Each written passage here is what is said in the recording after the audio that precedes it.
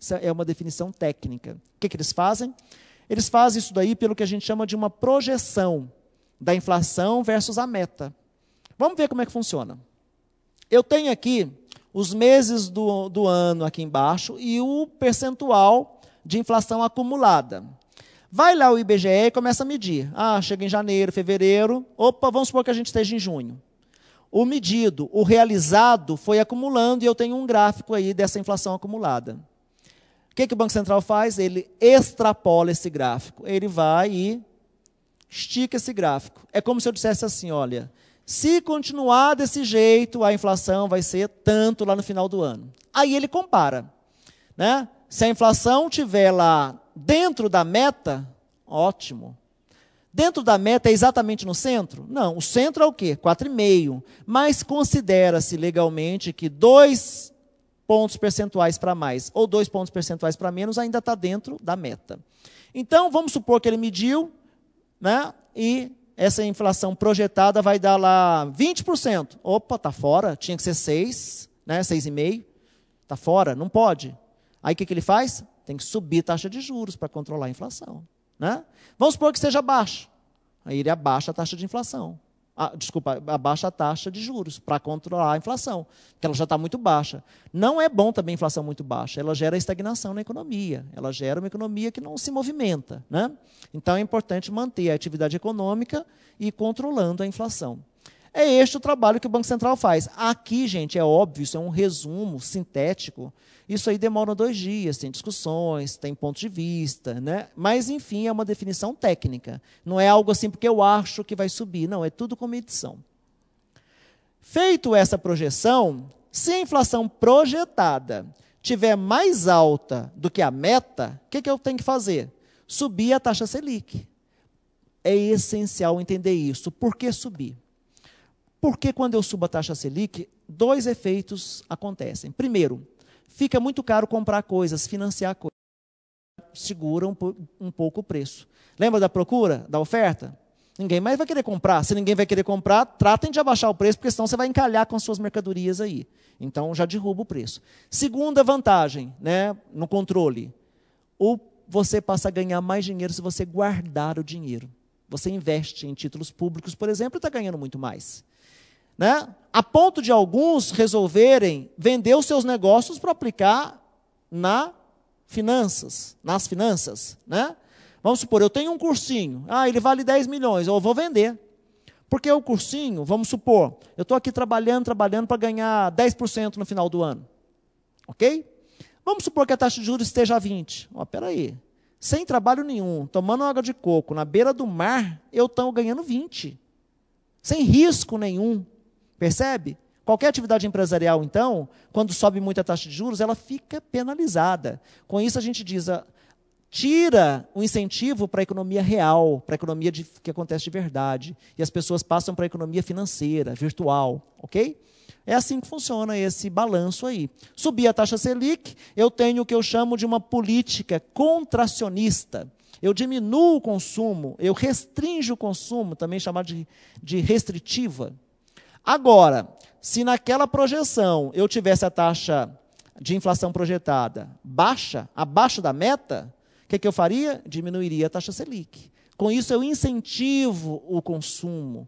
É a fase atual nossa. A nossa taxa de juros está baixa. Por quê? Tivemos uma crise, tinha que incentivar o consumo. O presidente foi para a televisão dizer, gastem, é preciso que se gaste. Então, é aí um reflexo da nossa política expansionista, né, que tem dado frutos. A economia está se movimentando novamente. Ok? Eu considero essa lâmina aí, gente, essencial. A pessoa que olha isso daí, consegue visualizar a política monetária, ela tem uma facilidade enorme para responder as questões de prova. Vamos fazer uma comparação aí, olha, a taxa de inflação versus a meta que tinha sido definida para ela. Em vermelho aí é a taxa real e depois em azul é a meta que tinha sido definida. A gente pode ver que já tem algum tempo que a gente tem conseguido alcançar a meta, mas teve alguns períodos que nós não alcançamos. O que mesmo que acontece se não se alcançar a meta?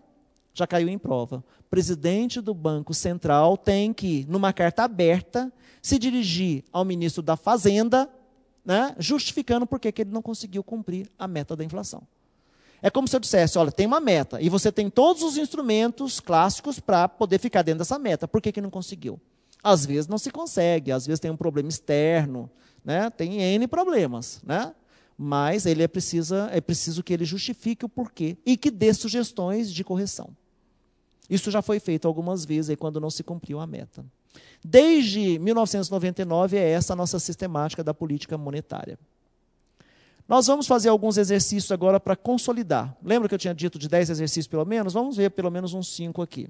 Eu acho que facilita bastante a teoria. Isso aí caiu na caixa em 2008 pela Cisgran Rio.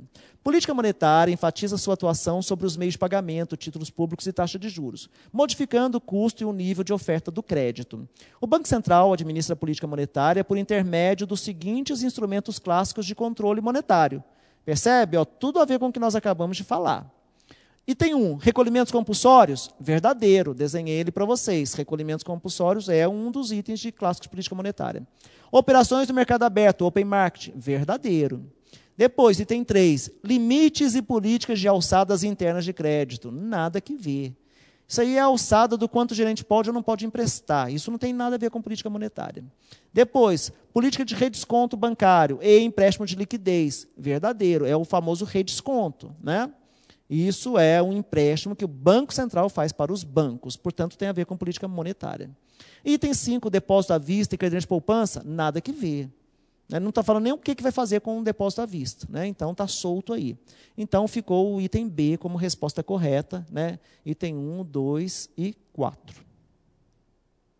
No próximo exercício, né, nós bolamos esse exercício aí como inédito, pego alguns itens de prova, mas, enfim. Quanto à política monetária e à nova metodologia de meta de inflação, vamos analisar se está verdadeiro ou se está falso cada um dos itens. A elevação da meta da taxa Selic pelo Banco Central aumenta os encargos sobre a dívida pública mobiliária federal interna. Sim, quanto mais eu subo a taxa Selic, mais caro os títulos públicos. Mais o governo tem que gastar com esses juros. Esse juro não vem de graça, é o governo que está pagando esses juros. Fica mais caro realmente os encargos aí.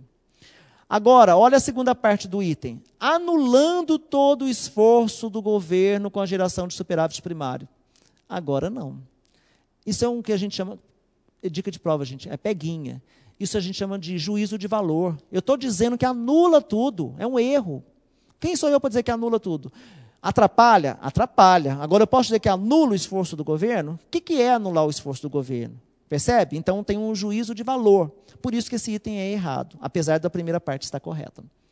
O item B. As taxas de inflação efetiva e esperada não balizam o patamar da taxa de juros Selic definido pelo Banco Central. Contrário, baliza. Eu falei lá, projetada, né, o que eu espero, né, e a que é realizada. Todas as duas têm que ser confrontadas. Então, o item falso também. O item C. O Banco Central deve desconsiderar as variações de preços resultantes daqueles reajustes chamados de preços administrados, ao projetar a inflação, se forem parte do núcleo da meta. É falso, tá? Não tem mais essa questão de preços administrados. Hoje o governo não utiliza mais isso. Depois o item D. O sistema de metas de inflação tem como objetivo instituir uma âncora monetária com viés na economia, estabelecendo um horizonte de programação mais confiável para os agentes econômicos. Muita atenção, gente. Eles emendaram um monte de coisa ali, né, verdadeiro, que existe, sem contexto nenhum verdadeiro. Então, vamos lá. O que é viés na economia? Porque eu tenho sim, eu não falei para vocês, mas eu posso ter na hora de divulgar a taxa, né, de juros, a Selic, eu posso dizer se ela tem viés de alta ou de baixa. Viés significa, na divulgação da taxa, é uma autorização dada ao presidente do Banco Central para ele alterar a taxa na direção do viés, sem precisar convocar uma nova reunião. Ok? Então, isso é viés. Aqui não tem nada que ver, misturou tudo, né? E, finalmente, o item E. Taxa de juros mais elevadas em políticas monetárias restritivas, desestimula o investimento em atividades produtivas. Verdadeiro. Realmente, quanto mais elevada a taxa de juros, menos eu quero investir na economia real. Vou investir em economias financeiras, virtuais, ok? Então, o item E é verdadeiro, o resto tudo falso. No terceiro exercício, também da Cisgran Rio, quando o Banco Central deseja baratear os empréstimos e possibilitar maior desenvolvimento empresarial, ele irá adotar uma política monetária expansiva, valendo-se de medidas como a É uma questão fácil, gente, porque já definiu tudo, já até falou que é expansiva. O que é uma política expansiva? Lembra? Eu tenho que incentivar o consumo. Então, vamos lá. Item A, vender títulos públicos. Quando eu vendo títulos públicos, o Banco Central está tirando dinheiro da economia. Falso. Isso é restritivo.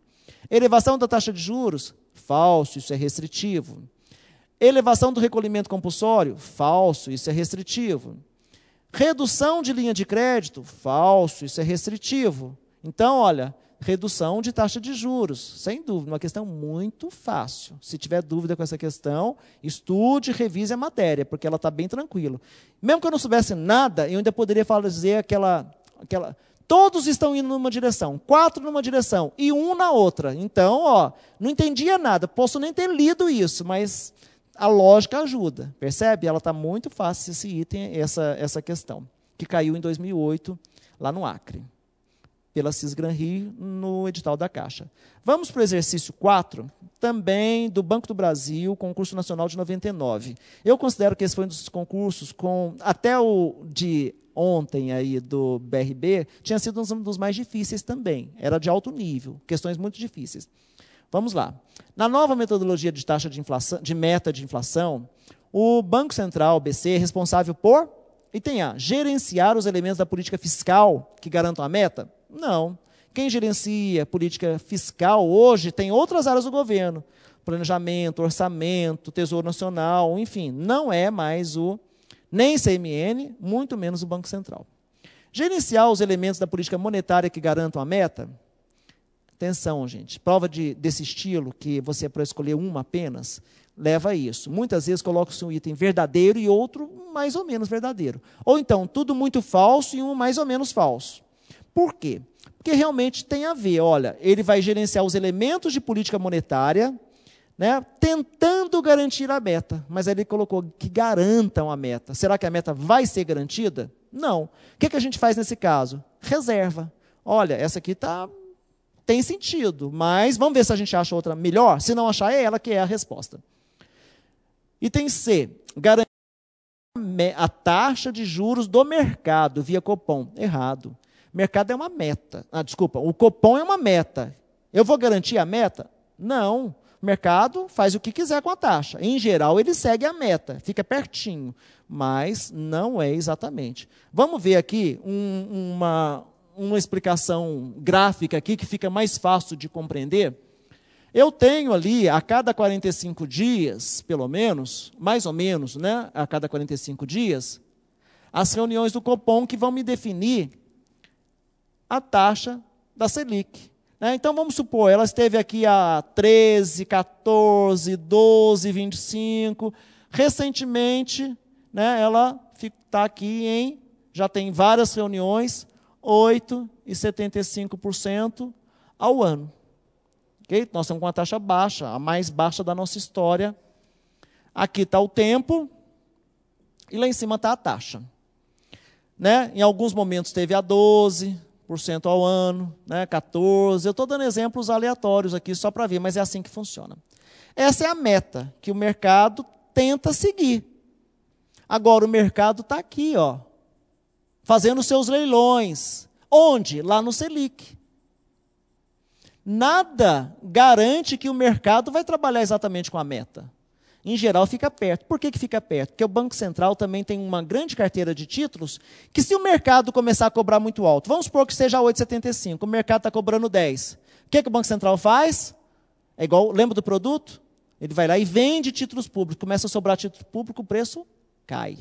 Então, ele vai balizando o mercado e vai controlando, tentando deixar o mais próximo possível da meta. Agora, acho que fica mais claro compreender aí que não dá para garantir a meta. E, muito menos, garantir a taxa de juros do mercado via Copom. Dá para ter uma ideia, né, do que eu estou querendo. Então, item C, erradíssimo. O item D, estabelecer as responsabilidades das instituições financeiras. Quem faz isso? Banco Central, verdadeiro. Agora, a pergunta que tem que fazer. O que isso tem a ver com política monetária? Nada. Então, é verdadeiro, mas não tem nada a ver com política monetária. Então, falso para o comando da questão. E o item E, estabelecer os valores anuais de inflação a serem perseguidos. Quem faz isso? CMN. Nada a ver com o Banco Central.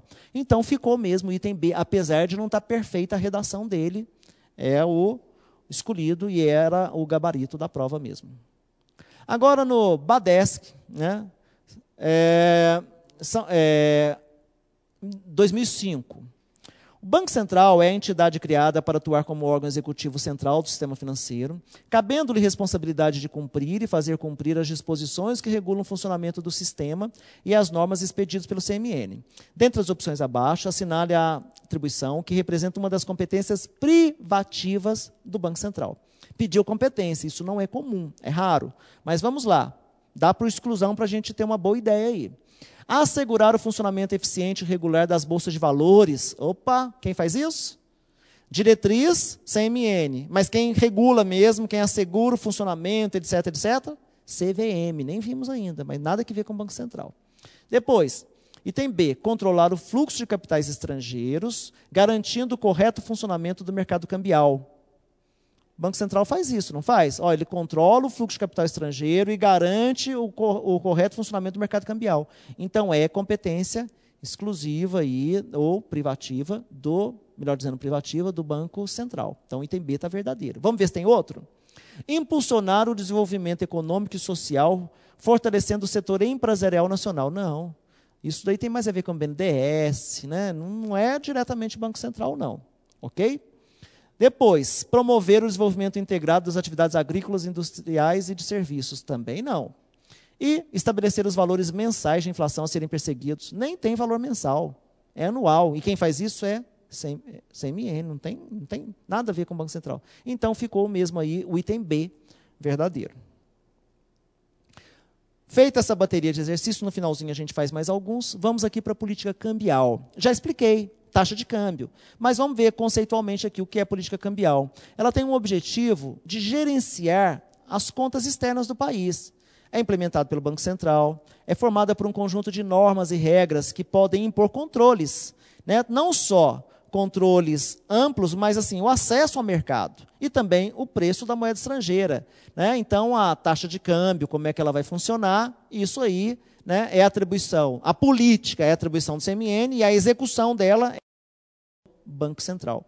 Eu já tinha falado, mas está aqui, o PETAX expressa aí a média das taxas de câmbio renegociadas no dia. Dei o exemplo dos 2 alunos, então calcula-se PETAX. Banco Central apenas calcula, ele não define, não é ele que escolhe o valor, não, é apenas calcula. Tá? Por que calcula? Porque cada uma das compras que foram feitas de moeda estrangeira ou de vendas é feito num órgão autorizado pelo próprio Banco Central.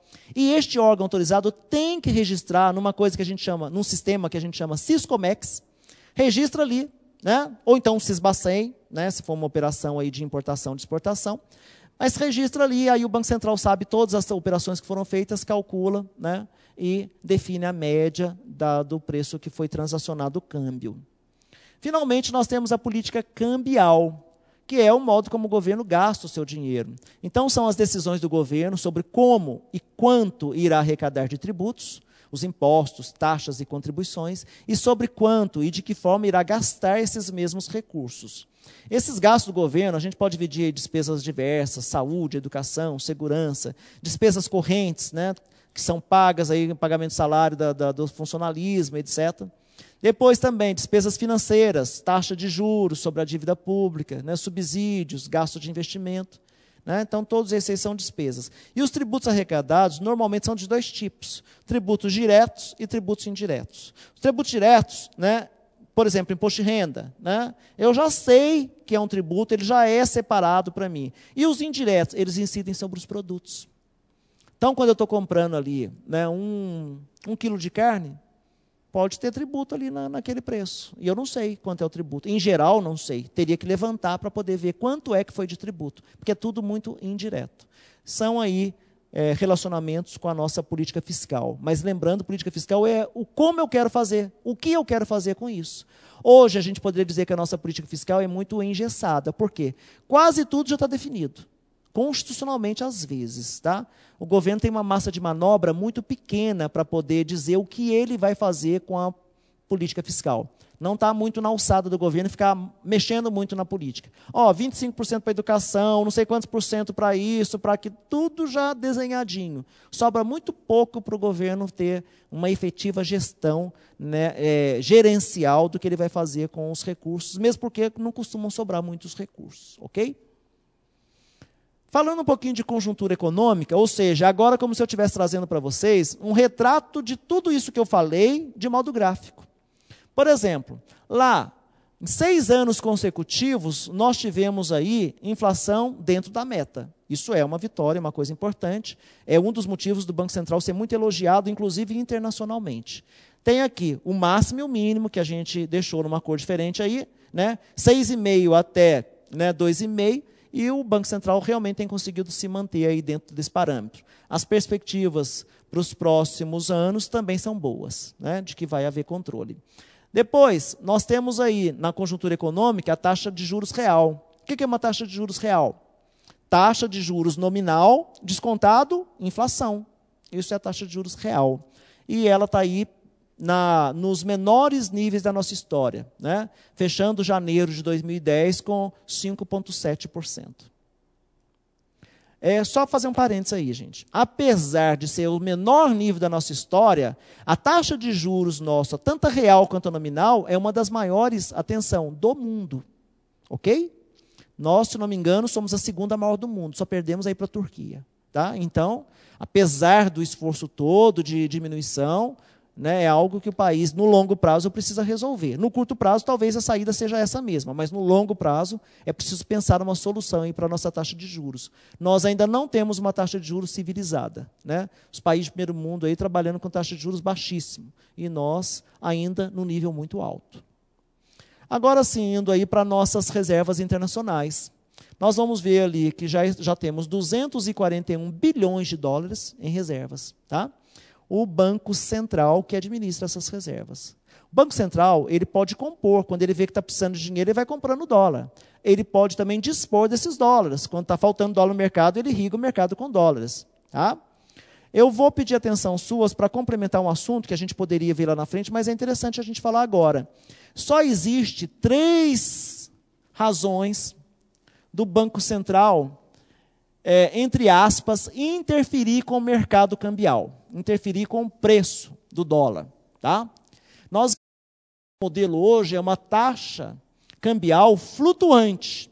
O que significa taxa cambial flutuante? O mercado determina o preço. Mas vocês já devem ter escutado aí por diversas vezes, hoje o Banco Central vendeu $1 bilhão na economia, né, fez leilões de dólar. Então, por que isso? Porque apesar da taxa de câmbio ser flutuante, o que acontece? Essa taxa de câmbio flutuante aqui, ela tem um modelo teórico que a gente chama de dirt float. Ou seja, flutuação suja. O que é essa flutuação suja? Significa o seguinte, de vez em quando o governo dá uma balizada nessa taxa, não deixa assim à toa. Flutuação pura seria o governo fingir de morto. Não faço nada, o mercado se vira com o preço do dólar, não quero nem saber. Isso seria uma flutuação pura. O governo não interfere nunca. Flutuação suja, que, aliás, é o que a grande maioria dos países adotam, é essa flutuação aqui que, de vez em quando, o governo dá uma balizada. No caso brasileiro, tem 3 motivos para se balizar.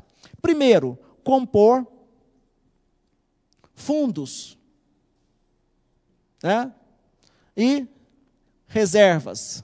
Então, vamos supor que eu tenho lá que pagar 10 bilhões de dívida externa e eu estou achando que vai ficar muito pouco dinheiro, eu começo a comprar dólar para poder pagar aquela conta que eu tenho, ok? Compor reservas, compor fundos, né? Fundo soberano. Outro motivo, né? O Congresso solicitou compra normalmente aí ligado com os fundos. O Congresso autorizou, né? Ou mandou fazer, mandou vender, mandou comprar, o Banco Central tem que cumprir. Finalmente, a mais importante, evitar movimentos desordenados da taxa de câmbio. Ou seja, o que o Banco Central quer é que a taxa seja o mais homogêneo possível. E ele pode fazer isso, por quê? Porque ele tem uma previsibilidade. Quando alguém vai fazer uma importação, uma exportação, normalmente é com uma antecipação bem grande no prazo, e o Banco Central, vamos supor aqui que seja uma previsão do quanto vai entrar e quanto vai sair de dólares. Então, ele tem aqui, todos os dias, né, o que está acontecendo com o dólar. Ele pode ver que tem determinados dias aqui que vão sair 1 bilhão de dólares, e tem outros dias aqui que vão entrar 1 bilhão de dólares. O que ele vai fazer? Nesses dias que tiver entrando dólar, se ele não fizer nada, o preço cai, está sobrando moeda, está sobrando dólar, é igual um produto qualquer. Aí ele sai comprando esse dólar. No outro dia que está faltando, que o preço do dólar podia estourar lá em cima, ele sai vendendo. Tudo isso para que ele mantenha aqui um preço, uma taxa, né, ou um valor, fica melhor assim, do dólar frente ao real, que seja, né, coerente.